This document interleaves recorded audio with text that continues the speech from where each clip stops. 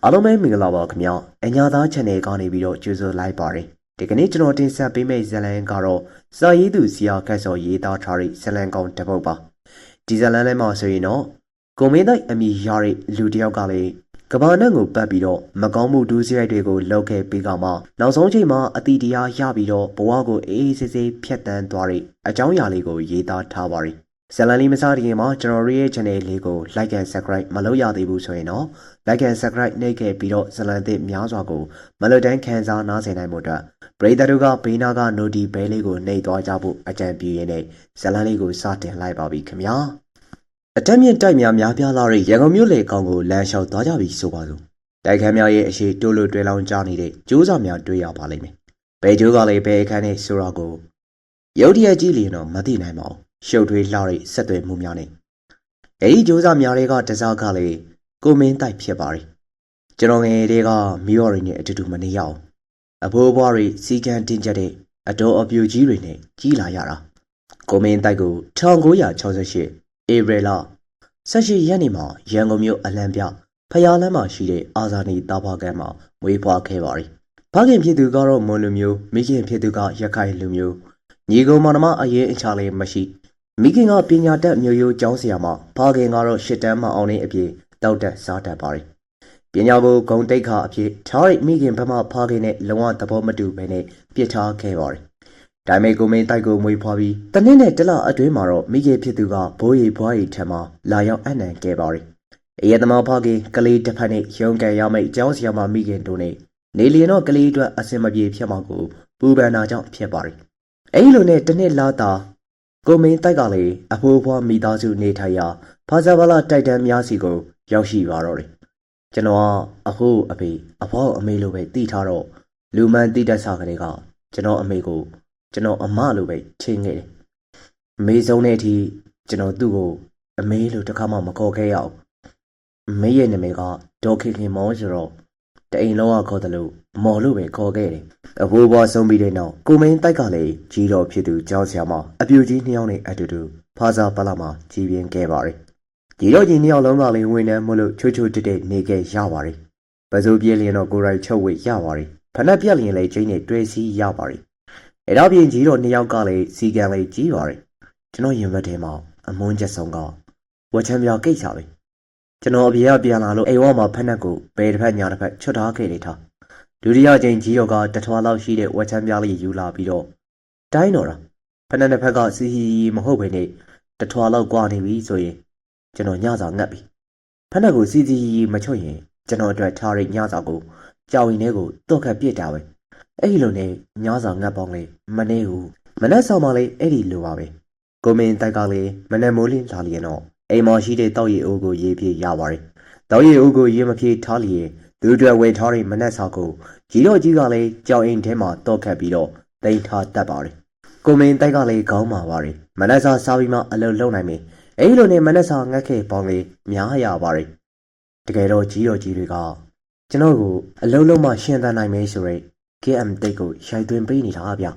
မနက်စာငတ်ခဲ့ရသဖြင့်ကြောင်ရောက်တဲ့အခါမှာတော့တငယ်ချင်းတွေထံမှကတ်စားရပါတယ်ကိုမိန်တိုက်ကခေါင်းမတလောက်စားကလည်းမတော်ညနေအထဲလဲပါပါတယ်စိုးရိမ်အထဲလဲပါပါတယ်အဲဒီလိုနဲ့ခုနှစ်တန်းနှစ်ကိုရောက်လာခဲ့ပါတယ်ကျွန်တော်လူပြိုပေါက်စားအရွယ်လေးရောက်လာတော့နည်းနည်းတွေးတတ်လာပြီဖနက်ကိစ္စကိုဒီတိုင်းဆက်သွားလို့မရတော့ဘူးဆိုတော့သိလိုက်တော့တယ်ဒီတော့အဖွားကြီးနှစ်ယောက်ကိုလူလေကြမှာရမယ်ဆိုပြီးတော့ကြံတယ်ကျွန်တော်ပြန်လာတာနဲ့ဖနက်ကိုသေးသေးချာချာညီးနေအောင်လို့ကိုချွတ်တယ်ဒီတော့ကြီးတော်ကြီးတွေကညစာကျွေးပြီပေါ့ညစာစားပြီးတာနဲ့ထပြီးတော့အခန်းဝါကဖနက်နှစ်ဖက်ကိုဘယ်တရညာတရဖြစ်အောင်လို့ထကန်ထုတ်ပြလိုက်တာပဲဟာဟာစဉ်းစားကြည့်ပါကျွန်တော်ကြွေးမိခင်ကြီးနှစ်ယောက်ရင်ထဲမှာဘယ်လောက်ခံစားရမလဲကျွန်တော်စိုးခဲ့တာလေမာရီကောင်းနေမှာတော့ပုံကန်လိုစိတ်အပြည့်ရှိနေတဲ့ကိုမင်းသားဘာသာဘာလာတိုက်တန်းမှာ BBI စေးဆိုင်ရှိပါတယ်အဲဒီစေးဆိုင်မှာတော့ကွန်ပျူတာစင်တစ်လုံးကို3ချက်နဲ့85ပြားပေးလျင်တော့လွတ်လပ်စွာဝယ်ယူလို့ရပါတယ်ကွန်ပျူတာစင်ကလည်း6ဆိုးပြောက်စေအမိခံထားတဲ့မူရိပ်စေဝါတစ်ခုပင်ဖြစ်ပါတယ်ခုနှစ်တန်းမှာတော့ကွန်ပျူတာစင်ကိုစပြီးတော့မြည်ပါတယ်ရှစ်တန်းမှာလည်းပုံမှန်သုံးပါတယ် BBI စေးဆိုင်ရှိကနောင်ရိုးလက်ဖက်ရည်ဆိုင်မှာထိုင်ပါတယ်လူကြီးပိုင်းများကလည်းစေးကြောက်ရှူပါတယ် လူငယ်ပိုင်းတွေကကွန်ပျက်ပါတယ်အဲ့ခေတ်ကာလကကွန်ပျူတာစဉ်သုံးတာကိုကွန်ပျက်တယ်လို့ဗန်စကားနဲ့သုံးလိရှိပါတယ်အဲ့တုန်းကဂျီယိုတွေကဝန်ထမ်းဆိုတော့သူတို့ခွေတဲ့အရာတွေရွှေဝါဆက်ပြောင်ကာဗော်လစ်ဆက်ပြောင်တွေကိုသူတို့မသိအောင်လို့ဖာစာဖလာဈေးလေးတွားပြီးတော့ခိုးရောက်နေ30-15ကျပ်ရရင်တော့ဘော်ရာတွေကိုခေါ်ပြီးကွန်ပျူတာစဉ်ချကြတာပဲကိုမင်းတိုက်ကလည်းကွန်ပျူတာစဉ်မှီဝဲပြီးတော့10တန်းဖြေပါတယ်ပထမတစ်နှစ်ကလည်းကြာပါတယ်ဒုတိယနှစ်ကလည်းဘီလစ်နဲ့တာအောင်ပါတယ်10တန်းကိုထပ်မဖြေတော့ဘဲနဲ့ဖာစာဖလာတက်ခွေကိုမင်းတိုက်ကလည်းကလေးရိုက်ပါတော့တယ်သူတော်မောင်ရဲ့ပျက်စီးခြင်း၅ပါးကိုကြည့်မနိုင်တဲ့ဂျီရိုတို့နှစ်ဦးကလည်းနောက်တစ်မျိုးစဉ်းစားရပြန်ပါတယ်အဲ့တော့ကတော့ကိုမင်းတိုက်ရဲ့ရေတက်မှဦးလေးဝမ်းခွဲအရာရှိရဲ့အကူအညီနဲ့ပလဲနဲ့ငါးဦးစီးဌာနမှာအလုပ်သွင်းပေးရန်ပဲဖြစ်ပါတယ်ပလဲနဲ့ငါကတင်မောပေါ်မှာကျွန်တော်6လလောက်နေလိုက်တယ်တရားဝင်ဝန်ထမ်းတော့မဟုတ်ဘဲနဲ့အကူပေါ့ဗျာကျွန်တော်တို့ကိုဘော်ဒါလို့ခေါ်တယ်အဲ့ဒီတော့ကတင်မောတွေကစီခိုရောင်းစားတွေခေဆိုတော့ကျွန်တော်တို့က14ရက်5ဖန်ထွက်ပြီးတော့ပြန်လာရင်စီရောင်းရတဲ့အထက်ကအကူတွေအတွက်တမတ်ကို25%ဝေစုရတာဦးလေးကလည်းရေတက်ကအရာရှိဆိုတော့ဒင်မိုကပရင်ကလည်းကျွန်တော်ဆိုရင်ဖူးဖူးမှုတ်ထားတာပို့ပြီးတော့ကောင်းပါဗျာမူးလိုက်ယူလိုက်ရံဖြစ်လိုက်နေ6လကြတော့ဒင်မိုဘော်ကပြန်ဆင်းလာရပါလေရောလားကိုမေတိုက်ဖာစာဖလာကိုပြန်ရောက်လာပါပြီဖာစာဖလာမှာနေတဲ့စိန်ဘော်ကြောင့်မှဆရာဦးတိုင်းကျွဲကလည်းကိုမင်းတိုက်ကိုခေါ်ခဲ့ပါတယ်စေတန်းပြပြရန်အတွက်သူ့ရဲ့အိမ်မှာကန့်သိမ်းပြီးတော့စာတင်ပေးပါတယ်1984မှာတော့ကိုမင်းတိုက်ရဲ့မိခင်အရင်ကညောင်လေးပင်မြို့မှာကျောင်းဆရာမကြီးအဖြစ်တာဝန်ထမ်းရင်းကွယ်လွန်ခဲ့ပါတယ်ဖခင်ရောမိခင်မကွယ်လွန်ခဲ့ပြီမို့လို့မိခင်ဖြစ်သူဝယ်ထားတဲ့ကဘာအေးဖျားလန်းအနီးမှာမြေကွက်ကိုလည်းကိုမင်းတိုက်အမွေရလိုက်ပါတယ်ဒီလိုနဲ့1986မှာကိုမင်းတိုက်10တန်းအောင်ခဲ့ပါတယ်အမှတ်ပေါင်းကလည်း391ရပါတယ်။ဓမောသားဖြစ်ခြင်းနဲ့ကိုမင်းတိုက်ကယူဘဗေဒဘာသာရက်ကိုအဓိကယူခဲ့ရပါတယ်။အဲဒီကယူဘဗေဒနဲ့တင်ချအဓိကယူထားသူများကဒုတိယနှစ်အောင်ပြီးလျက်ရေချောင်းသိပ္ပံကိုချိတ်ဆက်ခွင့်ရှိပါတယ်။ကျွန်တော်10တန်းအောင်ပြီးတက္ကသိုလ်စတဲ့နေ့မှာစေးကြောင့်စရှူတာပဲ။ကိုမင်းတိုက်ကလည်း RC2 မှာကျောင်းတက်ပါတယ်။ဒါကြောင့်မလို့ RC2 နဲ့နေတဲ့ကဘာအေးဖျားလမ်းမှာအမွေရထားတဲ့ချက်မှာသွားနေပါတယ်။မိခင်ဖြစ်သူမကွယ်လွန်မီကအဲ့ဒီချံကိုသူမရဲ့အမကိုမင်းတိုက်ရဲ့အတော်မိသားစုအားအဆောက်ဖြစ်ပေးနေခဲ့ပါတယ်။ဒါကြောင့်မလို့အတော်မိသားစုနေတဲ့ချံကိုကိုမင်းတိုက်နဲ့မဆိုင်တယ်လို့ဖြစ်နေပါတယ်။ဘယ်လိုပဲဖြစ်ဖြစ်ချံခရန်ရတော့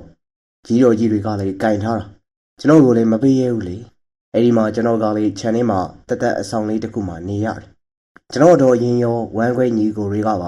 ါကျွန်တော်မကြည့်ပြကြအောင်။အဲ့ဒါကြောင့်ကျွန်တော်ကလည်းညဘက်ဆိုရင်သူတို့အိတ်တဲ့အချိန်မှဝင်နေမနဲ့သူတို့မနှုတ်ခင်ထပြီးတော့ကြောင်းသွားတယ်ကိုမင်းသားရဲ့တက္ကသိုလ်ကျောင်းသားဘဝတနစ်လျင်မဟုတ်ဘူး9ချက်ရပါတယ်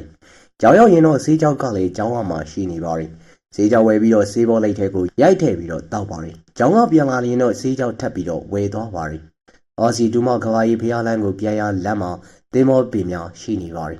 တင်မောယူများချိုးယူလာပြီးအိမ်ရောက်နေတော့တင်မောယူနဲ့ပေါ်ဖြစ်ဆေးကြောက်ထပ်ချပါတယ်အဲ့လိုနဲ့ကျောင်းစရိတ်စားစရိတ်ဆေးကြောက်ဖို့လို့ကြောက်မလို့ကိုမင်းတိုက်ရဲ့မုတ်ဘူးဂျပတ်ဆောင်ငွေအစိတ်ကလည်းတနင်္လာနေ့ကလေးကပြောင်းมาတော့တယ်ကျွန်တော်တို့ရေကလိုပြီလေပေါင်းတာကလေးကိုလိုအကွဲတလိုက်တွေကြီးပဲပေါင်းတာကိုကကြီးဂုံးစင်းနေလို့မရဘူးလေကိုလှဲကလည်းရှိသေးတာပေါ့ဒီတော့အလုံးလုံးဖို့ကြံရတာပဲကိုမင်းတိုက်ကလည်းသူနဲ့ဆေးယူဖို့ဆေးယူပတ်တငယ်ချင်းတူအကူညီနဲ့ရုပ်ရှင်ရိုက်ခွင်းများမှာမီးထိုးမှန်ထိုးတဲ့အလုပ်ကိုရပါတယ်တနေ့လျင်12ချက်ခွဲရတယ်ကြောင်မြောင်ဖမ်းမဒါရိုက်တာဦးမြင့်ကျော်ရိုက်တဲ့ဆက်ကားများမှာလိုက်ပြီးတော့လှုပ်ရပါတယ်ကျွန်တော်တို့ကမနက်ဆိုကျောင်းမှာရောက်ပြီးဆေးကြောင်ဝယ်လိုက်တယ်သူများတွေလည်းလှဲ့တော့လိုက်သွားရတယ်လမ်းမှာဝေးတာကိုစားတယ်ဆေးခွဲပြီးတော့လမ်းလျှောက်ကြတာပေါ့အဲ့ဒီလိုမျိုးဝေးလေးလေးလှုပ်နေခြင်းနဲ့သူမကိုလည်းတွေ့ရပါတယ်သူမကလည်းအဲ့ဒီအချိန်ကကိုရန်ကျောင်းသူဓမိန်ကလည်းတူတူလွယ်ဘူးထုံးလေးနဲ့ရီလိုက်လျင်ပင်ပတ်ချိုင်ကလေးနဲ့ကိုမင်းတိုက်ကလည်းအဲ့ဒီကောင်းမလေးကိုကြိုက်သွားခဲ့ပါတယ်ချစ်မိသွားခဲ့ပါတယ်ရေတော်ပုံကြီးထဲမှာရင်ခုန်ရသူကိုတွေ့သွားခဲ့ပါတယ်။သမီးစားဖြစ်ပြီးတဲ့နောက်မှာတော့1990မှာပဲကျူရှင်မဆင်းလာခဲ့တဲ့ကောင်မလေးအားခိုးပြေးပါတော့တယ်။အဲ့တုန်းကကျွန်တော်ကသုံးပင်လိမ့်နေတာ။ BE ရဲ့ဆေးကြောက်ရဲ့ကိုမိသားစေရဲ့အဲ့ချိန်သူနဲ့တွေ့တာတခါလေးခိုးပြေးဖြစ်သွားတာပဲ။ကောင်မလေးငယ်ငယ်ကိုခိုးပြေးတဲ့တော့သမီးရှင်ကလည်းဒေါသမောင်ထားပါတယ်။ဒါမဲ့နောက်ပိုင်းမှာတော့ပြန်ပြီးတော့အဆင်ပြေသွားပြီးမင်္ဂလာဆောင်လိုက်ကြပါတယ် အတော်ပြိုကြီးမြောက်ကလေးစိတ်ဆိုးပြီးတော့လက်မခံသဖြင့်ရောက်ကမအိမ်ကနေရင်းနဲ့မီးထုံးမှန်တို့လိုက်လောက်ပါတယ်ဒီနောက်မှာတော့ကိုမင်းတိုက်ကလေးဗီဒီယိုခေဦးမှာတငယ်ချင်းဖြစ်သူကင်မရာမန်ညီနဲ့အတူတူကင်မရာမန်အကူအဖြစ်ခုံကူလိုက်ပါတယ်ညီကဗဟန်းသက်လမ်းတွေ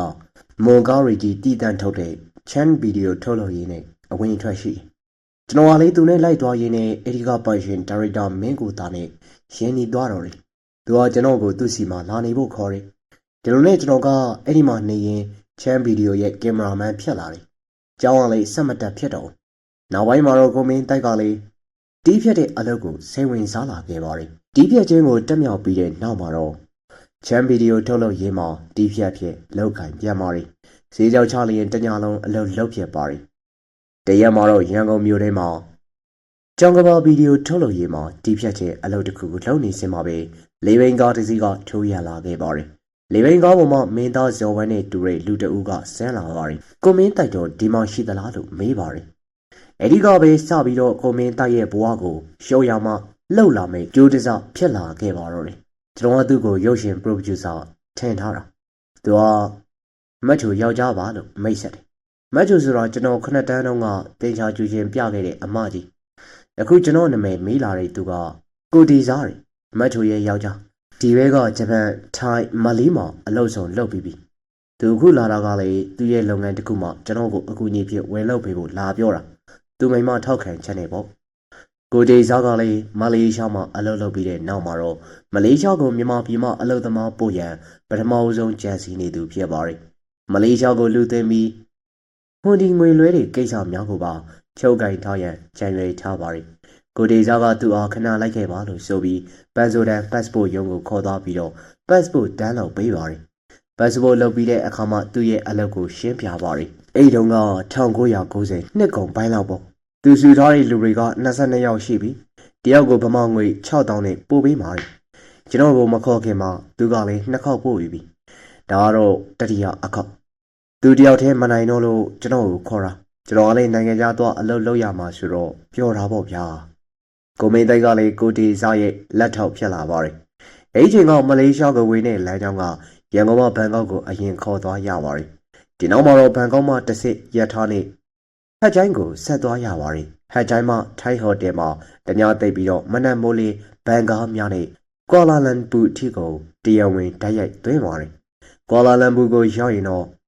့ခင်မဝင်းဆိုတဲ့ပွဲစားတဦးကရောက်လာပြီးတိဆက်များအလုပ်ရုံများကိုချိတ်ဆက်ပြီးတော့အလုပ်သိမ်းပေးပါတယ်။ခင်မဝင်းကလည်းမလေးစကားကိုမုန်နီအောင်လို့ကျွမ်းကျင်ပါတယ်။အဲဒီလမ်းကြောင်းမှာတော့ကိုမင်းတိုက်ကလည်းလိုက်ပါကူညီပေးရမှာဖြစ်ပါတယ်။ဒီလိုနဲ့လူ30လောက်ကိုခေါ်ပြီးတော့ကျွန်တော်ကလည်းဘန်ကောက်ကိုသွားခဲ့ရတယ်။ကိုဒေစားကလည်းဟိုမှာညှိစရာရှိတာညှိပြီးကြိုပြီးတော့စောင့်နေတယ်။ဒီလိုနဲ့ဂျုံမောင်လေးစိတ်ကိုခြေချတာနဲ့သူကလည်းလာခေါ်တယ်။ပြီးတော့နေဟတ်ချိုင်းကနေပြီးတော့ကွာလာလမ်ပူကိုသွားအဲဒီကနေခင်မောင်ဝင်းနဲ့ချိတ်ဆက်ပြီးလူတွေထားခဲ့ပေါ့ဗျာလုပ်ငန်းအသားကျပြီးတော့မကြခင်မှာကိုတေရောက်ကလည်းကိုမင်းတိုက်ကိုခင်မောင်ဝင်းအလုပ်သွင်းပေးတဲ့နေရာကိုလိုက်သွားပြီးအခြေအနေကိုလေ့လာရန်ထဲလိုက်ပါတယ်မကြခင်မှာခင်မောင်ဝင်းနဲ့ချိတ်ဆက်နေတဲ့လူပွဲစားမစ္စတာလော်ဝစ်ကိုတွားတွေ့ပါတယ်ခင်မောင်ဝင်းကလည်းမလေးစကားတက်တော်လေအင်္ဂလိပ်စကားမတတ်ပါဘူးမစ္စတာလောင်ဝမ်ကလည်းတရုတ်စကားနဲ့အင်္ဂလိပ်စကားတတ်ပါတယ်ကိုမင်းတိုက်ကလည်းမစ္စတာလောင်နဲ့အင်္ဂလိပ်လိုမျိုးပြောဆိုကြတဲ့အခါမှာတော့မစ္စတာလောင်ကလည်းကိုမင်းတိုက်ကိုခင်မင်သွားခဲ့ပါတယ်။နောက်ပိုင်းမှာတော့ကိုမင်းတိုက်နဲ့မစ္စတာလောင်ဓာတ်ရိုက်ချိတ်ဆက်မိတ်ခဲ့ပါတယ်။လုပ်ငန်းသဘောရခင်မောင်ဝင်းကိုမလိုအပ်တော့ပါဘူး။ဒါ့အပြင်ကိုမင်းတိုက်ကိုလည်းဘန်ကောက်မှာအထိုင်ဖြစ်နေရန်ကိုတေဇက်ကစီမံပါတယ်။ဒီလိုနဲ့ကိုမင်းတိုက်ကလည်းလူကုန်ကူးရာဘန်ကောက်တထောင်နာစက္ကန့်မှာတာဝန်ခံဖြစ်ရပြန်ပါတယ်။ကိုတေဇက်ကရန်ကုန်ကနေဘန်ကောက်ကိုလူပို့တယ်။ကျွန်တော်ကအဲ့လူတွေကိုဘန်ကောက်ကနေကွာလာလမ်ပူကတရုတ်စီသွားပို့တယ်။အဲ့ဒီလိုနဲ့ထိုင်းမှာကျွန်တော်ကလည်းအစုံလောက်တက်လာတယ်။မူရည်စေးတုံးတယ်။နိုင်ငံတကာ passport တွေပါအယောင်းဝယ်လောက်တက်လာတယ်။ကိုမင်းတိုက်နေထိုင်ရာဘန်ကောက်ဖက်ကနုံအရက်မှာရှိတဲ့လန်တောင်းတိုက်ခန်းကလည်းရှုပ်ထွေးပါတယ်။မူရည်စေးဝါမှောင်ကိုသမားတွေလည်းရှိပါတယ်။နိုင်ငံရေးရောက်ထွက်ပြေးလာသူတွေကလည်းရှိပါတယ်။ဇော်ရဲစားနဲ့အတူ passport အတူလုပ်သူတွေကလည်းရှိပါတယ်။ပြန်ကြသင်္ဘောသားတွေလည်းရှိပါတယ်။ကိုတီသောတံမှာလူမပို့တဲ့ကာလာများမှာတော့ကိုမင်းတိုက်ကလည်းဘန်ကောက်မှာရောက်အလုံးများလောက်ရင်းနဲ့ကျင်လေပါတော့တယ် ကိုဒေဆောက်ကလည်းကျွန်တော်ကိုလာစာရီပါရီတိတိကျကျပေးတာတော့မဟုတ်ဘူးဒီတော့လူမပို့ရတဲ့ရက်တွေမှာငွေချေးကအဆင်မပြေဘူးအဲ့တော့ကိုဘာသာဘန်ကောက်မှာရက်တီလှုပ်ရှားရတယ်တင်မောသားတွေပတ်ပုံသွားချင်ရင်လိုက်ဖို့ပေးတာတော့ဗမာအိမ်တွေက GDI certificate အတုလိုချင်လို့ရှိရင်အတုလုပ်တဲ့သူတွေစီကိုအပ်ပေးပြီးဈေးပိုယူနောက်ပြီးတော့ရွှေတရိကန်ဘဏ်ကဘိန်းဖြူအတုံးတွေအခဲတွေကိုစီဘူးကျွန်းဘက်ကိုပို့မယ်ဆိုပြီးကယ်ရီသမားလူရှာပေးပြီးပွဲစားကနေတဖြည်းဖြည်းဘန်ကောက်ချင်းဖြတ်လာတယ်ပေါ့ဗျာစီဘူးကလည်းဖိလစ်ပိုင်နဲ့အင်ဒိုနီးရှားကြားမှာကျွန်းတစ်ကျွန်းဖြတ်ပါတယ်အဲ့ကျွန်းကလည်းရွှေတရိကန်မှာဘိန်းဖြူများဥရောပဘက်သွားလျင်တော့စကန်တစ်ထောက်ဖြတ်ပါတယ်ဘန်ကောက်မှာလေကြောင်းပြည့်တဲယူကြရပါတယ်ဟိုမှာက passport ရောင်းစားပြစ်လိုက်တဲ့တင်မောသားတွေအပါအဝင်လေရိပ်နေတဲ့ဗမာတွေဘန်ကောက်မှာများတယ်အဲ့လူတွေကိုစီယုံရတယ်မင်းတို့ကို passport လုပ်ပေးမယ်ဒေါ်လာ1000ပေးမယ်ဒီဘလောက်တုံးလေးထည့်သွားပြီးတော့စီဘူးလေစိတ်ကိုပို့ပေးပေါ့လောက်ကြတာပဲမိတဲ့ကောင်းလေးဟိုမှာတေတံချခံရတာပဲနောက်ပိုင်းလမ်းကြောင်းလေးကိုရောက်လာတဲ့ချင်းလေးနှစ်ကောင်တစ်စိတ်ချူးတစ်စိတ်တွေကြအမှုန့်မဟုတ်တော့အုံနီကဲလောက်ရှိတဲ့အတုံးတွေဘိန်းကိုအခဲလှုပ်ထားတာပေါ့ဗျာအဲ့ဘယ်လောက်တုံးတွေကိုခွေးတွေအနက်မရဖို့ဘာဂင်ထုတ်တာကိုကပ်ပလီတွေကလှုပ်ပေးတယ်ခွေးရဲ့ပြဿနာကရေထဲမှာရှိတဲ့ပစ္စည်းတွေကိုအနံ့ခံလို့မရတော့ဒီတော့ dry eye လို့ခေါ်တဲ့ရေခဲကြောက်တွေကိုအလွှားလိုက်ခွာပြီးဘလောက်တော့အပေါ်မှာထပ်ပြီးတော့တိတ်နဲ့ကပ်ပေးလိုက်တာအဲ့ရေခဲကြောက်ရဲ့သဘောကအရေးမပြောဘူးရေနဲ့တောင်မှအငွေ့ဖြစ်သွားတာတရုံးကိုလည်းပါကင်ထုတ်ခ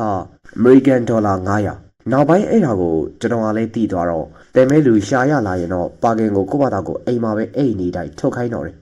ဒီတော့ကိုအတွက်တရုံးကိုလည်း200လောက်အမြတ်ထွက်လာပါရောလား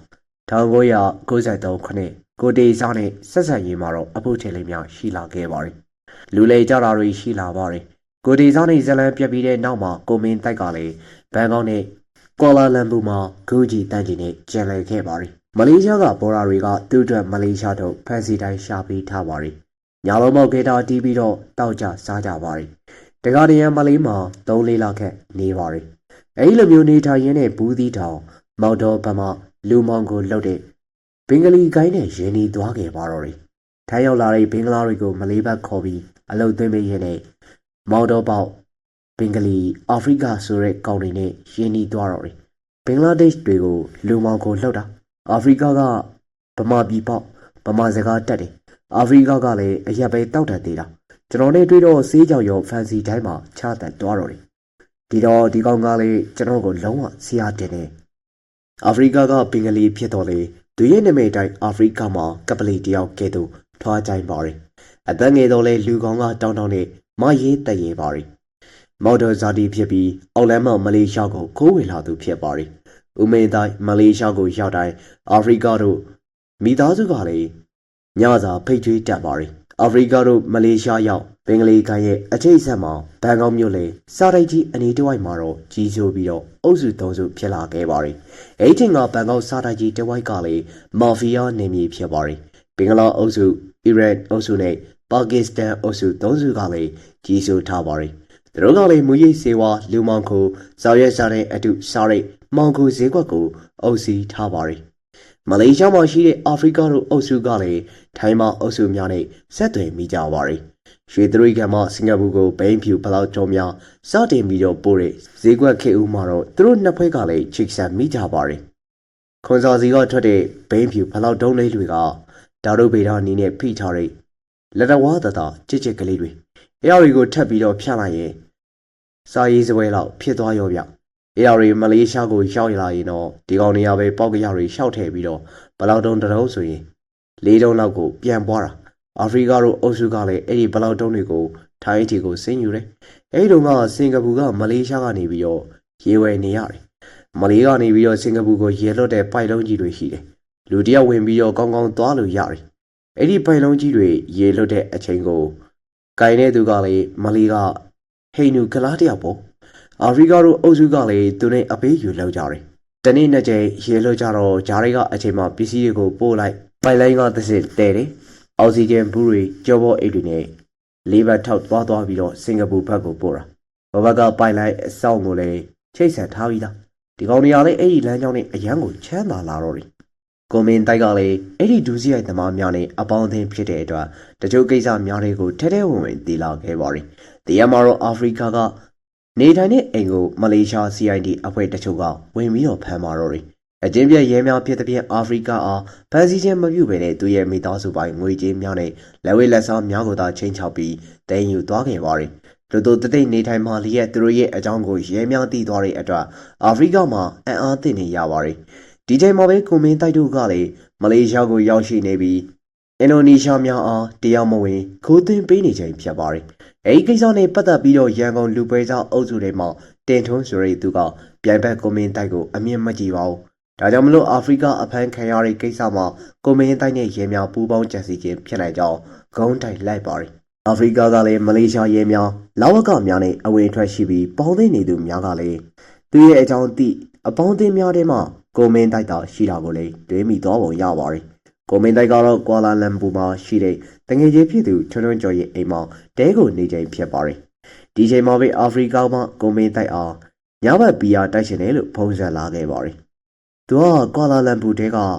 ဖက်ဒရယ်ရုပ်ရှင်ရုံရှိမှာစောင့်နေမယ်ဆိုတော့ကျွန်တော်ရဲ့တငယ်ချင်းတွေကလည်းဆိုင်ကယ်တစ်စီးနဲ့ထွက်လာလိုက်တာပေါ့။အဲ့တုန်းကကျွန်တော်တို့ကလည်းဖုန်းဆိုင်မကင်ရသေးပဲနဲ့ပေချာလေးတွေကင်ထားတာရှိသေးတယ်။ရဲတွေဖမ်းဆီးရေးတွေ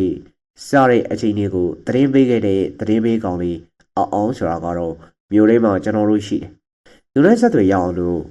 ပေချာတွေတုံးကြတာပေါ့ဗျာ။ပေချာတွေကိုကိုအောင်ရဲ့မက်ဆေ့ကိုဝင်လာတော့ကျွန်တော်ကလည်းဖုန်းရုံမှာဝင်ပြီးတော့ဆက်လိုက်တယ်။အဲ့ဒီမှာပဲအောင်ကပြောတယ်။ကိုမင်းတိုက်တို့မြို့တွေမလာနဲ့။အာဖရိကတို့ကလူစုထားပြီးပြီ။ခင်ဗျားတို့ကိုအပြတ်ရှင်းတော့မယ်။ကျွန်တော်ကလည်းကြောင်သွားတယ်။အခုလေးနေအာဖရိကကကျွန်တော်ကိုဘီယာတိုက်ဖို့ဖုန်းဆက်ခဲ့တာကိုဒီတော့အောင်ပြောတာကိုမယုံမဲနဲ့ထွက်လာခဲ့လိုက်တယ်။ကိုမင်းတိုက်တဲ့ကိုထွန်းထွန်းတို့မြို့လေးကိုဆိုင်ကယ်တစ်စီးနဲ့ထွက်လာတဲ့အချိန်မှာပဲလမ်းမှာဓာတ်နှောင်းကင်ပြီးတော့ရက်ဆောင်နေသူတဦးနဲ့တွေ့ရပါတယ်။ပုံစံပြီးတော့သတင်းပေးတဲ့အောင်ဖြစ်ပါတယ်။အောင်ကတော့ပြောတယ်။ခင်ဗျားတို့မယုံလဲဒီမှာဓာတ်နှောင်းနဲ့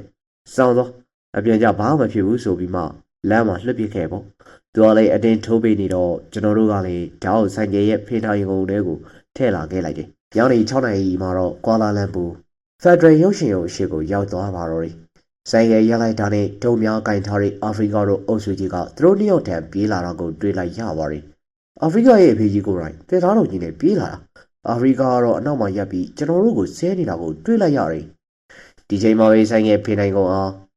းဖွင့်ပြီးတော့ပါလာတဲ့ဓာတ်နှချောင်းကိုထုတ်ကခုခံရပါတယ်။လေယိုကြီးနဲ့နှစ်ယောက်ပြည့်တဲ့ပြည့်ဝင်လာသမျှမမဲမီယာကိုထိုးခုတ်ပြတ်ပါတယ်။ဒါပါလာမယ့်မထင်မှတ်ထားတဲ့ပြည့်လူအုပ်ကြီးကနည်းနည်းတော့ရှိန်သွားခဲ့ပါတယ်။ဝေလာသမျှထိုးခုံမိတဲ့အထက်ကိုမင်းတိုက်ရဲ့ဓာတ်တစ်ချက်အားအာဖရိကကိုထိသွားတာကိုသတိထားမိလိုက်ပါတယ်။နောက်တော့ဒီကောင်တွေတိတ်ပြီးတော့မကတ်ရတော့ဘူးဗျ။နောက်မှကျွန်တော်တို့သိရတာကထွန်းထွန်းကျော်ဓာတ်ချက်ကြောင့်မလို့အာဖရိကအဖေတင်ပါတဝိုက်ကိုရှစ်ချက်ချုပ်လိုက်ရတယ်။ကျွန်တော်ရဲ့ဓာတ်ချက်မိသွားတဲ့အာဖရိကကတော့ဘိုက်ပွင့်သွားပြီးဇက်လေးချက်ပြန်ချုပ်လိုက်ရတယ်။စီးရုံမှာမသိုံတမဲလားနေချီပြီးတော့နေခဲ့ရတယ်တဲ့။အဲ့ဒီချိန်ကြီးကြောင့်သာထင်မော်ရီဝိုင်းရိုက်မဲ့ကလောက်တွေနဲ့ရှဲသွားတယ်။လူရှဲသွားတဲ့အချိန်မှာပဲကိုမင်းတိုက်ရောကိုထွန်းထွန်းမှာဓာတ်ကိုလစ်ပစ်ပြီးတော့ခြေဦးတရားကိုထွက်ပြေးကြတော့တယ်။ဖက်ဒရယ်ရုပ်ရှင်ရုံရဲ့အနောက်ဘက်ကိုရောက်တဲ့အခါမှာတော့မလန်းမကန်းမှာသူတို့ရဲ့မွေးကိုလာပြီးတော့ရိုက်ကြည့်နေတဲ့မလေးလူမျိုးကယ်ရီတူကလည်းသူ့ရဲ့ဆိုင်ကယ်ပေါ်ကိုတက်ရန်ပြောပြီးကိုမင်းတိုက်ကို KLC ရုံကိုခေါ်သွားခဲ့ပါတယ်။အဲဒီပုဂ္ဂိုလ်ကလည်းအာဖရိကတို့လူမိုက်အုပ်စုကိုမျက်မှောင်ကျိုးနေတဲ့ဒေသခံတူဖြစ်နေတဲ့ဖြင့်ကိုမင်းတိုက်ကလည်းကံကောင်းသွားခဲ့ပါတယ်။အိမ်ကိုရောက်တဲ့အခါမှာတော့ကိုထွန်းထွန်းကျော်ကလည်းပြန်ရောက်နေပါပြီ။ကိုမင်းတိုက်ကညတွင်ချင်းထိုင်းနေဆက်ကိုကားစင်းလုံးငှားပြီးတော့ပြန်ပြေးလာခဲ့ပါတယ်။ကိုထွန်းထွန်းကျော်ကလည်းမလေးရှားမှာလုပ်ငန်းနဲ့မို့လို့ကြံရစ်ခဲ့ပါတယ်။အဲဒီပြဿနာဖြစ်ပွားတဲ့1993ခုနှစ်မှာစတင်ပြီးကိုမင်းတိုက်ကမလေးရှားဘက်ကိုလုံးဝမသွားတော့ပါဘူး။အာဖရိကတို့ခိုင်းကလည်းကိုမင်းတိုက်အားအဆောင်မကြီးတော့လေကိုမင်းတိုက်အပိုင်နေမည်ဖြစ်တဲ့ဘန်ကောက်အထိတော့မလိုက်ရဲပါဘူး။1994ဖေဖော်ဝါရီလမလေးရှားမှာနေစဉ်ကအဆက်အသွယ်ရှိခဲ့တဲ့အင်ဒိုနီးရှားမာဖီးယားအုပ်စုကလည်းထိုင်းနိုင်ငံမှာရှိတဲ့ကိုမင်းတိုက်ထံကိုဆက်သွယ်လာခဲ့ပါတယ်။အင်ဒိုနီးရှားအုပ်စုကလည်းလူမောင်ကိုလှုပ်ခြင်း၊စာရွက်စာတဲ့အတူလှုပ်ခြင်းလူမောင်ကိုသွင်းခြင်းအပြင်ငွေတုလုပ်ငန်းကိုပါချုပ်ကင်ထားတဲ့အဖွဲ့ဖြစ်ပါတယ်။အဲဒီကရဲ့ခေါင်းဆောင်တွန်းကလည်းမလေးရှားနိုင်ငံမှာအလို့ရှိဆုံ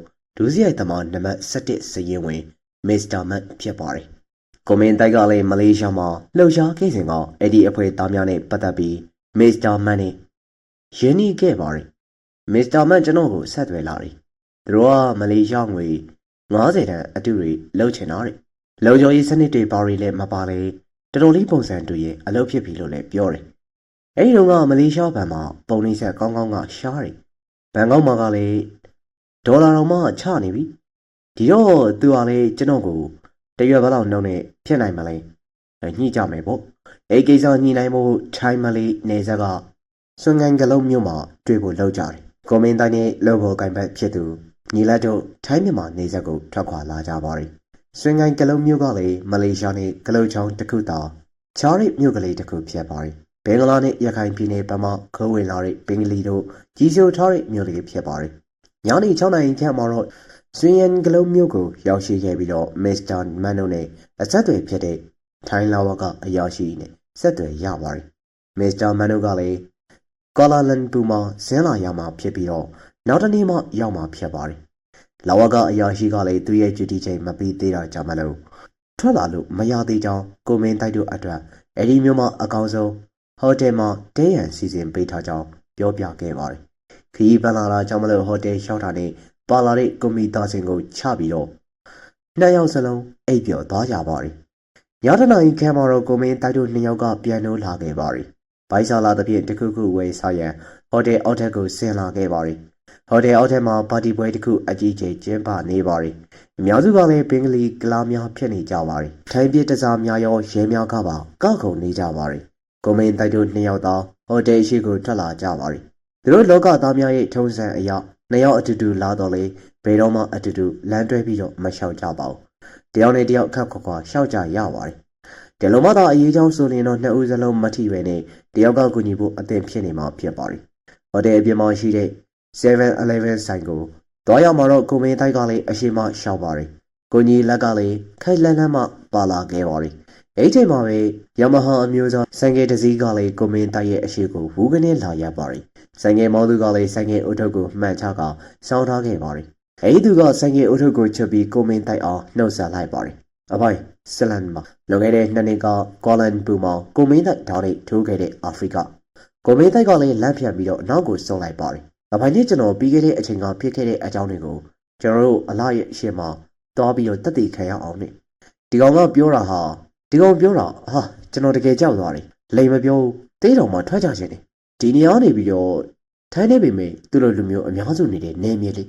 အဲ့မှာကျွန်တော်ကလည်းဒီကောင်ကိုပြောလိုက်တယ်မင်းလည်းဒီလောကသားငါလည်းဒီလောကသားငါမှမနေ့ပြန်အလုပ်ကိစ္စအတွက်စကားပြောဖို့လာတာအလုပ်ပြီးမှမင်းနဲ့ရှင်းကြတာပေါ့လို့ပြောလိုက်တော့သူကလည်းကောင်းပြီအဖိုင်မနေ့ကျရင်အဖိုင်ကိုကျွန်တော်နောက်တစ်ခေါက်လာရှာပါမယ်ဆိုပြီးတော့ဆိုင်ကယ်မောင်းထွက်သွားတော့တယ်တကယ်တော့ကျွန်တော်ထွက်ပြေးရှင်နေပြီဒီတစ်ခါမပြေးရင်တော့သေဖို့ပဲရှိတော့တယ်ဆိုတာသိနေပြီလေကိုမင်းတိုက်တို့နှစ်ဦးကိုကိုညီလက်ကလည်းမလန့်မကန်မှကြည်နေခဲ့ပါတယ်ကိုညီလက်ထံကိုသွားပြီးတော့အချိန်ကြီးပြောပြပါကမစီမဆိုင်ကိုညီလက်ပါအသက်ခံရပါတော့မယ်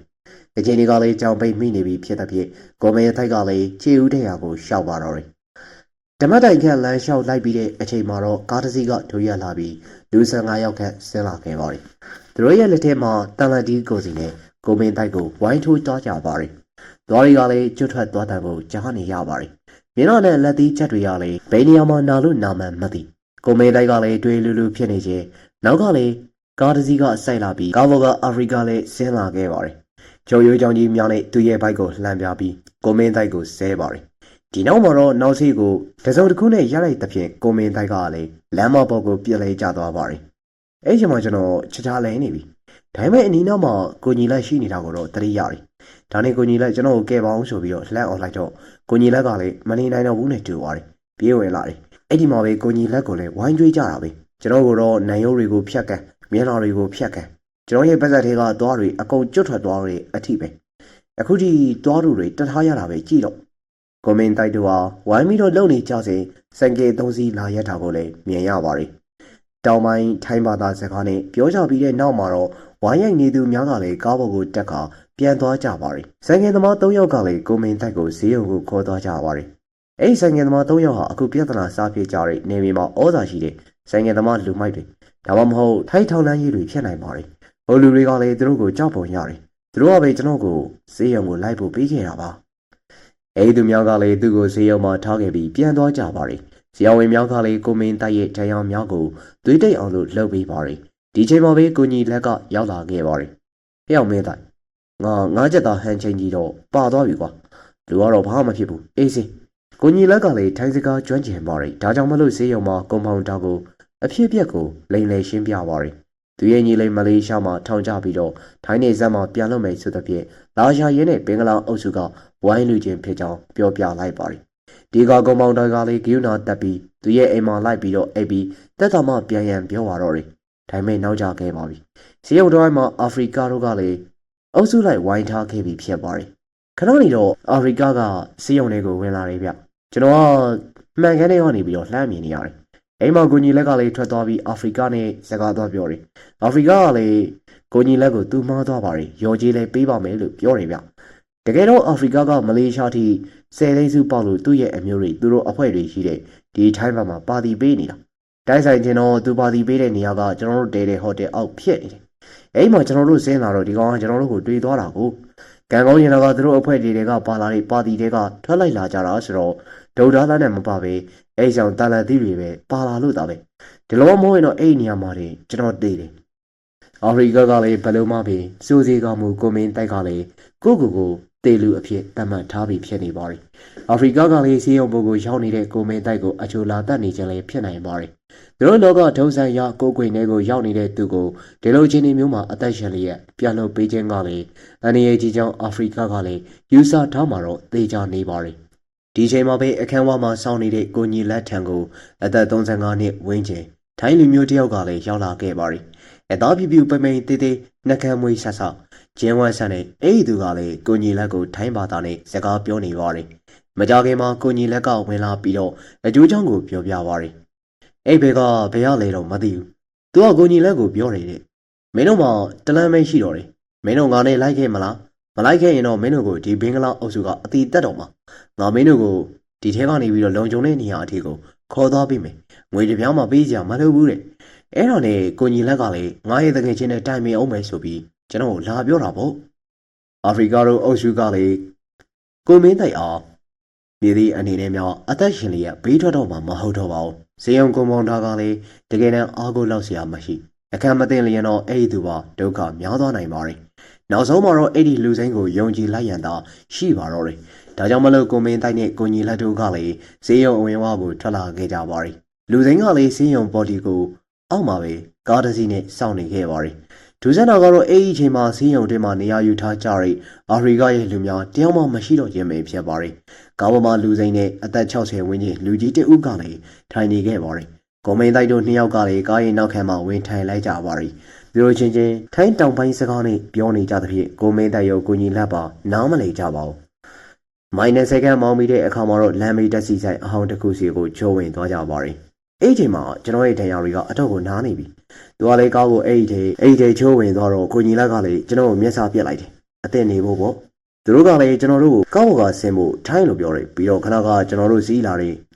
SE ကားကိုထိုးခဲ့ပြီးတော့နောက်ကအသင်ရက်ထားတဲ့ Highland ကားလေးပေါ်ကိုတက်ခိုင်းနေဗျသူတို့ဘာလုပ်နေရကိုကျွန်တော်လုံးဝနားမလည်ဘူးလဲလာတဲ့ကားနဲ့ဆက်လက်ပြီးတော့မောင်းသွားရနနက်9နာရီခန့်မှာပဲနာယာဒီဝတ်ကိုရောက်ခဲ့ပါတယ်နာယာဒီဝတ်ဘင်္ဂလိုများရှိနေတဲ့ဟိုတယ်ရှိတစ်ခုမှာပဲကားကိုထိုးရလိုက်ပါတယ်မကြောခင်မှာကျင်းဝမ်းဆန်းတဲ့လူစိမ်းကလည်း reception ကိုသွားပြီးတော့နှစ်ယောက်ခန့်တစ်ခန်းကိုယူပေးပါတယ်ဒီနောက်မှာတော့သူတို့နှစ်ယောက်အတွက်အခန်းယူပေးပါတယ်နေလေ7နာရီမှာရထားနဲ့ဟန်ချိုင်ကိုသွားရန်ဟိုတယ်နဲ့ချိတ်ဆက်စီစဉ်ပြီးပြီဖြစ်ကြောင်းပြောပြပါတယ်ကိုမင်းတိုက်ကိုလည်းမျက်နှာကိုဂျာကင်နဲ့အုပ်ပြီးတော့အခန်းထဲကိုတန်းဝင်ရန်ကိုကြီးလက်မတဆင့်ပြောခိုင်းလိုက်ပါတယ်အခန်းထဲကိုရောက်တဲ့အခါမှာတော့လူစိမ်းကလည်းလိုက်ဝင်လာပါတယ်အခန်းထဲကိုရောက်တော့သူကလည်းမင်းတို့ကံကောင်းပါသေးလို့ထိုင်းလို့ပြောတယ်ပြီးတော့သူ့ရဲ့ဂျာကင်ထဲကပစ္စတိုတနက်ကိုမဂ္ဂဇင်းဖြုတ်ပြီးတော့ကျွန်တော်တို့ကိုကန်ခိုင်းနေဗျအဲ့ဒီတနက်ကမင်းတို့ကိုတတ်ဖို့တယ်သူကလည်းကြီးစားလူတသမားအာဖရိကကကျွန်တော်တို့ကိုအပြတ်ရှင်းဖို့သူ့ကိုပတ်3သိန်းနဲ့ငားခဲ့တာတဲ့ဒါပေမဲ့သူကကျွန်တော်တို့ကိုတွေးပြီးလုံးဝမတတ်ရှင်တော့ဘူးတဲ့အဲအကြောင်းဒီကနေလွတ်ပြီးရင်ဒီနေမျိုးကိုဘယ်တော့မှပြန်မလာပါနဲ့လို့ဆိုပြီးတော့ထွက်သွားတော့တယ်ဗျဘန်ကောက်ပြန်ရောက်လာတော့ကိုကြီးလက်အိမ်မှာနေတယ်မျက်နှာအယောင်ကျသွားတဲ့အထီကိုစောင့်ပြီးတော့ရန်ကုန်တစ်ခေါက်ကိုပြန်သွားပြီးကျွန်တော်ကလည်းကျွတ်ထွက်သွားတဲ့သွားတွေကိုပြန်ဆိုင်လိုက်ရတယ်နောက်ထိုင်းကိုပြန်ပြီးတော့အလုပ်ဆက်လုပ်ဖြစ်တယ်ကျွန်တော်အဲ့လိုမျိုးဖြစ်တယ်ဆိုတော့ဒီဘက်ကအုပ်စုတွေကအာဖရိကတို့အုပ်စုကိုပြန်ဆော်ဖို့ပြောကြတယ်ဒါပေမဲ့စီးရုံပေါ်မှာကလေးကကျွန်တော်တို့ကိုကလစားပြန်မချေဖို့ဆုံးဖြတ်ခဲ့ပြီးပြီဗျထိုင်းနိုင်ငံမှာနေထိုင်စဉ်အတွင်းမှာပဲကိုမင်းတိုက်ကကွန်ပျူတာပညာကိုလေ့လာခဲ့ပါတယ် မကောင်းမှုဒုစရိုက်အလုံးများနဲ့ကင်းအောင်လို့နေရင်အခြားလုံများကိုလှုပ်ပါရီတငယ်ချင်းများနဲ့စုပြီးတော့အိမ်တလုံးကိုငှားဗမာအလုပ်သမားများအတွက်တဲကိုအိမ်ကလေးကိုဖွင့်လိုက်ပါရီစီးပွားရေးအဆင်ပြေလာပါရီဇနီးဖြစ်သူကလည်းထိုင်းကိုလိုက်လာခဲ့ပါရီဘွားကတော့မကြည်နေသေးတော့သားသမီးကလည်းမယူပြစ်ကြသေးပါဘူး1999မှာကျွန်တော်ရန်ကုန်ကိုခဏပြန်တယ်ပတ်စပို့ရုံးဖေးနာကဘီယာဆိုင်မှာကိုတီစားနဲ့ကျွန်တော်တို့ထိုင်နေတော့မတ်တူကားတစ်စီးကလည်းထိုးဆိုင်လာတယ်ကားအလုံးကလည်းပါကင်ထိုးရင်းနဲ့ဖေနဲ့ထိုးတဲ့အချိန်အဲ့ကားကခေါင်းနဲ့ထိုးဝင်လာလို့ကျွန်တော်တို့စိတ်ဝင်တစားနဲ့ကြည့်လိုက်တယ်ကားဘော်ကဆင်းလာတာအသားဖြူဖြူအမျိုးသမီးတစ်ယောက်နောက်ထပ်ဆင်းလာတာကတော့ကိုလန်ကတုံးနဲ့ရခိုင်ပစိုးဒီကောင်ကအာဖရိကဖြစ်နေတယ်အဲ့ချိန်မှာကျွန်တော်ရဲ့ဘေးမှာဒီလမ်းကြောင်းကြီးတွေကကျွန်တော်ရဲ့ဘော်ဒါအရင်တွေအုပ်စုလိုက်ကြီးကျွန်တော်ကလည်းမတော့ပေမဲ့သူတို့ကလည်းအရှင်ရနေကြပြီသူတို့ကလည်းမလေးထိုင်းနေဆက်ဝင်ထွက်နေသူတွေဆိုတော့ကျွန်တော်ကခံလိုက်ရတဲ့ဇက်လန်ကိုကြားဘူးထားကြတယ်သူတို့ကလည်းဒီကောင်ကိုတွေ့တာနဲ့ဝိုင်းဆော်ကိုထားသွားကြတာကျွန်တော်တော့မှတားချိန်မရလိုက်ဘူးဒါပေမဲ့အာဖရိကကကန်ကောင်းပါတယ်သူရဲ့ကောက်ကိုအမြန်မောင်းပြီးတော့ပြန်ထွက်သွားနိုင်လိုက်တယ်တိတ်ပြီးတော့မကြောက်1999လောက်မှာသတင်းစာတွေကိုနိုင်ရီသတင်းတစ်ခုဖတ်လိုက်ရတယ်အလားရှင်မြတ်အမိန်တော်ခံယူခြင်းမောင်မောင်သိန်းခအာဖရိကခရှာရီဆိုတဲ့နိုင်ရီသတင်းပါလာခဲ့တယ်ဒီတဲ့ချိန်မှာတော့အသက်က22နှစ်ပဲရှိသေးရဲ့တဲ့အသက်လိန်ထားနဲ့တူတယ်ဒီကောင်သေးတဲ့အချိန်မှာအသက်30လောက်တော့ရှိလိမ့်မယ်2000ပြည့်နှစ်မှာပဲကိုမင်းတိုက်တို့လင်မယားကလည်းမြန်မာနိုင်ငံကိုအပြီးပြန်လာခဲ့ပါတယ်ကိုမင်းတိုက်ရဲ့လက်ထဲမှာမြန်မာငွေအတော်ကိုစုမိစောင်းမိနေပါပြီဒီချိန်မှာမြန်မာပြည်မှာ TV ကြော်ညာများတခစ်ကဖြစ်နေပါတယ်ကိုမင်းတိုက်ကလည်း34လမ်းမှာအခန်းတခန်းဝေပြီးတော့ကြော်ညာရိုက်ကူးရေးလုပ်ငန်းလေးထူထောင်လိုက်ပါတယ်ဒါပေမဲ့2003ခုနှစ်မှာပဲနောက်ထပ်ပြဿနာတစ်ခုကကြုံလာရပါတယ်မြန်မာတိုင်းမလေးနေဆက်မှလူကုန်ကူးမှုများနဲ့ပတ်သက်ပြီးအမေရိကန်မှအော်လာတဲ့အခါအဆိုပါကိစ္စများကို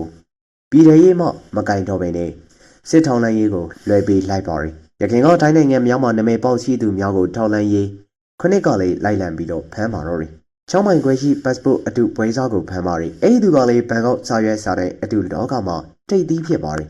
ကိုမင်းတိုက်ကလည်းသူ့ကိုအကူအညီပေးဖို့ပါတယ်ရန်ကုန်မှာအခြေချပြီးတဲ့နောက်မှာတော့ကိုမင်းတိုက်နဲ့အဆက်ဆံရှိပြီးကိုမင်းတိုက်နေထိုင်တဲ့ရန်ကုန်မှာအိမ်ကိုဝင်ထွက်ဘူးသူဖြစ်ပါတယ်သူအောင်ဖမ်းဆီးမိတဲ့အခါမှာတော့ကြောက်လန့်ပြီးတော့ကိုမင်းတိုက်ရဲ့နာမည်ကိုပြောင်းလိုက်ပါတယ်2002ခုနှစ်မှာတော့ထောင်လန်ရေးကလည်းကိုမင်းတိုက်ရဲ့ရောက်ခမအိမ်ကိုဝင်ရှာပါတယ်ဒီချိန်မှာကိုမင်းတိုက်ကလည်းတရင်ရပြီးဖြစ်တဲ့ဖြင့်လေမြောင်တယောက်ကကားတစ်စီးနဲ့မြန်မာပြည်အနှံ့ကိုရှောက်ပြေးပါတော့တယ်ဒီရှိချင်းရှောက်ရန်မဖြစ်တာကြောင့်မလို့ဇနီးဖြစ်သူကိုရန်ကုန်မှာဝင်ပို့ခဲ့ပြီးနောက်ကျယ်ကြီးဆောင်ကိုတော့ကရဟန်းခံခဲ့ပါတယ်တလောက်ကြော်ကြော်ရဟန်းဝေပြီးတဲ့နောက်မှာတော့လူထွက်လာခဲ့ပါတယ်ညီဝမ်းခွဲနဲ့ဇနီးဖြစ်သူတို့လိုက်လာပြီးတဲ့နောက်မှာတော့မြို့မှာညီဝမ်းခွဲဖြစ်သူရဲ့ခြံမှာတွားရောက်ပြီးတော့တိမ်းချောင်ခဲ့ပါတယ်ကိုမင်းတိုက်ကလည်းရန်ကုန်မှာကိုဒီဆောင်နဲ့ချိတ်ဆက်ကြည့်ပါတယ်ကိုဒီဆောင်ကလည်းထောက်လန်းရေးများနဲ့ရင်းနှီးတဲ့အတွက်စုံစမ်းရမှာပဲကိုမင်းတိုက်ရဲ့အမှုတွေကိုထောက်လန်းရေးကလည်းပိတ်လိုက်ပြီးဖြစ်ကြောင်းသိလိုက်ရပါတယ်ဒါပေမဲ့ကိုမင်းတိုက်ကလည်းရန်ကုန်ကိုမပြန်ဖြစ်သေးဘဲနဲ့လောင်ကင်ဘက်မှာတနေ့ခန့်တွားရောက်ပြီးတော့နေထိုင်ခဲ့ပါတယ်ရန်ကုန်ကိုပြန်ပြီးတဲ့နောက်မှာတော့ဘန်ကောက်ကိုပြန်လာခဲ့ပါတယ်ဘန်ကောက်ကိုရောက်တဲ့အချိန်မှာတော့ DVV မှာတော့3နှစ်ခန့်ဝန်ထမ်းအဖြစ်ဝင်ရောက်ပြီးတော့လောက်ကင်ပြီးအဲဒီနောက်မှာတော့2010မှာမြန်မာပြည်ကိုပြန်လာခဲ့ပါတယ်ကိုမင်းတိုက်ရိုက်ကူးခဲ့ပြီးတော့2012ခုနှစ်မှာလွတ်လပ်တဲ့ရုပ်ရှင်ပွဲတော့အကောင်းဆုံးဇလန်တိုစူရခဲ့တဲ့ဇလန်တိုလေးတစ်ပုဒ်ကိုမင်းတိုက်ရဲ့ကျိုးကလည်းအရင်လိုမျိုးရှုပ်ထွေးမနေပါဘူးကျိုးကအရင်လိုမျိုးချီနှောင်မနေပါဘူးကျိုးကလည်းအရင်လိုမျိုးတင်းကျပ်မနေကျိုးကအရင်လိုပူလောင်မနေကျိုးကလည်းအရင်လိုမျိုးအထုံးတွေရှိမနေအခုတော့ကျိုးကလည်းလောဘဒေါသမောဟများကိုတန်းနိုင်သမျှဝေးဝေးကရှောင်ရင်းနဲ့ကဘာအေးဖျားအနီးမှာကိုနိုတိုက်ခန်းကျဲကြီးမှာပဲသူယုံကြည်ကိုစားတဲ့ဓမ္မတရားနဲ့သူဝါနာပါရိတ်အကြောင်းအရာများနဲ့ပချိုင်အကြီးကြီးပါရိတ်ချစ်စနီးနဲ့မစ္စတာဗီအမိရတဲ့ခွေးကလေးတစ်ကောင်နဲ့ထိုးထိုးသောကျွန်တော်ရဲ့ဇက်လိုက်ကြော်ကြီးကိုမင်းတိုက်ကဒိန်ညင်လေးတော့ဂူရာဂါဒန်လေးငင်းစီဂရက်လေးဖွာရင်ငိမ့်ချမ်းစွာနေထိုင်လျက်ရှိနေပါတော့တယ်ဟုတ်ကဲ့ပါခင်ဗျအခုနားဆင်ကြရတဲ့ဇလန်ကတော့စာရေးသူစီယာခက်စော်ရေးသားထားတဲ့ကျိုးတစားဤဆိုတဲ့ဇလန်လေးပဲဖြစ်ပါရယ်ခင်ဗျာဇလန်လေးကိုအစားကနေအဆုံးထိလိုက်ပါလို့နားဆင်ပေးခဲ့ကြတဲ့ပရိသတ်တယောက်ချင်းစီတိုင်းကိုကျွန်တော်ကနေပြီးတော့ကျေးဇူးတင်ပါတယ်ပရိသတ်များတာယာချမ်းမြေတဲ့နေ့ရက်များစွာပိုင်ဆိုင်နိုင်ကြပါစေလို့စွန်မုံကောင်းများတောင်းပေးလိုက်ပါရယ်ခင်ဗျာ